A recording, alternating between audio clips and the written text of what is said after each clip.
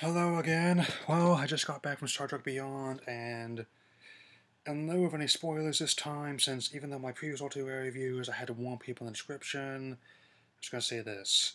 Just stop worrying, it's amazing, since while I may not have been sure about Abrams having to step down to the producer role because of working on a certain other epic space franchise, I'm actually was surprised by the amount of energy Justin Lin was able to bring to production, and also, Simon Pegg script was co-wrote alongside Doug Young, and the previous writers Roberto Orci and Kurtzman, managed to not only combine the elements of a modern blockbuster but also a classic Trek adventure, all combined with a budget of $185 million since they had to reshoot the movie a little bit ago. And I think, like other ones I've seen, it's most obvious with the final battle against Skrull on Yorktown on station. Because, but still, it doesn't really feel too heavy like some other endings. Sometimes I feel like, I noticed that with X-Men, I would have thought it would be better if you maybe just trim the ending by 15-20 minutes or so, but this one was day away to spend a couple hours, not counting trailers and ads.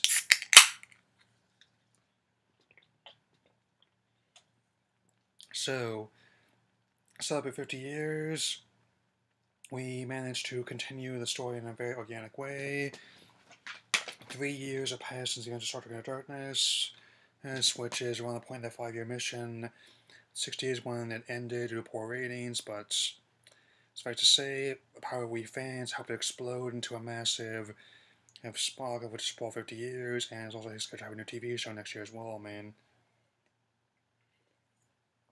Yeah. And not only is James T. Kirk, who played again by Chris Pine, and still trying to come to terms with his father's absence, hence Spock, played by Zachary Quinto, is mourning the loss of the Prime Spock, who a lot of the film is the fact they retired the character after Leonard Nimoy's passing from COPD last year. Seeing how Quinto reacted in this movie, it felt like I did when I found out the news. That looks like Kirk was about to call us totally unprepared to have how to deal with such a thing since I was just so shocked that I couldn't really feel much of anything for him for at least a few days until after. But again, this new cast has a very good chemistry together, and Peg's rendition of Scotty definitely is continues to be one of my favorite parts of these movies. And in addition to that, because of the energy that Anton Yelchin and Sugar brought to the mix, I'm really gonna miss him since he wasn't much older than I was when he got in an accident and died. He was only 27. I'm just 24 right now. But make no mistake. The look and feel, maybe definitely a bit more showy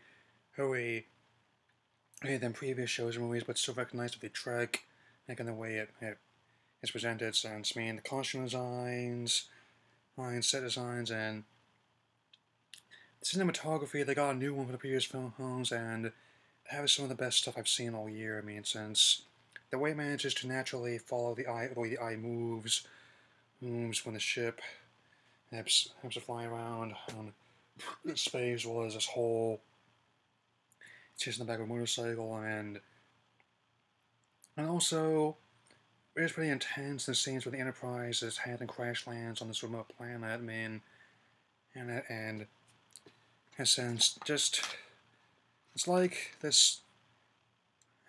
So I got this Enterprise model at a flame market somewhere. It came off a clock radio, and just imagine if someone was used to wreck their models, and you gave them a Canada budget of $185 million to do this movie, and that'd probably be the result, I would say. And altogether, it's definitely a very, very well-made production. In sense, everything about all the CGI and all these sets, But still, I think if I was, unless I'm seeing things, may have once again shot all the scenes on this planet in the old same way Vasquez Rocks, where they stood in for a lot of planets. And so the course of the series, man.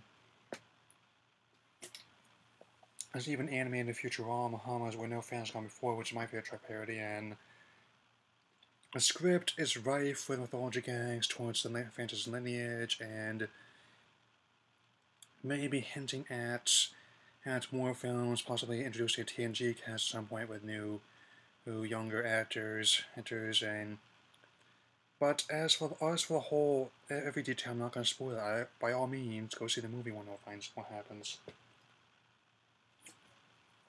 It's because, and also, the big thing I'm noticing is definitely much more darker and character driven than the previous alternate reality films, man. Which many people have a problem with that have been much like, and even if it has definitely has ups and downs over the years, the fact that it's doing so well critically and commercially is a testament to how big the franchise was and still is over 50 years. And I think with the shape of the world is in right now, we need Star Trek to believe in again. It's made sense. As I point out in my review of Into Darkness, many of the innovations we've had technology, medicine, and yes, not only space travel have been spurned by people who grew up watching the shows and movies, and felt the need to make the fantasy a reality. I still feel that no matter how you feel, that division's not what we need right now. Unity is, man. And the movie deals with that theme as well, man. And all the actors in the movie are still giving great performances that managed to still pay homage to characters they represent, and I definitely like a lot of stuff that comes from Carl Urban's McCoy in there, since as a doctor, since being a curmudgeonly but caring chief medical officer. Angela, she's a big surprise for me. I'm trying to figure out who plays her, but even though she may not be on the same level as, say, someone like Black Widow or Cancer or Ray, she still now proves that Trek is a universe that proves no matter what race, gender, or indeed species you are, you can definitely have a place there. And as for the whole thing with New Sulu, played by John Cho, officially being gay in universe, I don't consider it a problem. Since it's not even that big a deal, That's, since I definitely think that he still was being invaluable to the crew, trying to jerry-rig this old ship in order to stop Cole. That's, and overall, it's definitely may not be my favorite movie this summer so far, but it's or even my favorite Star Trek movie, but it's definitely on those lists.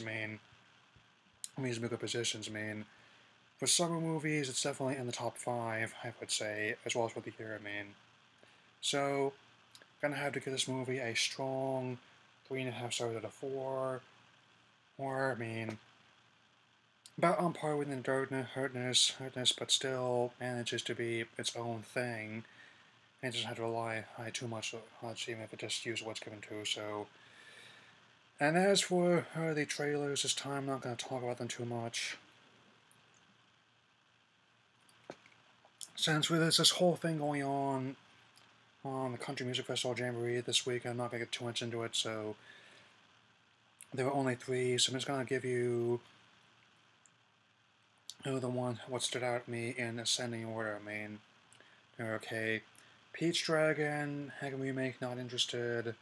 Jason Bourne, I have to watch the other ones first, and Suicide Squad, definitely, since I just got through doing Batman vs. Superman Ultimate Edition, and it's gotten some good response so far. And one last thing, I'm going to be going to New York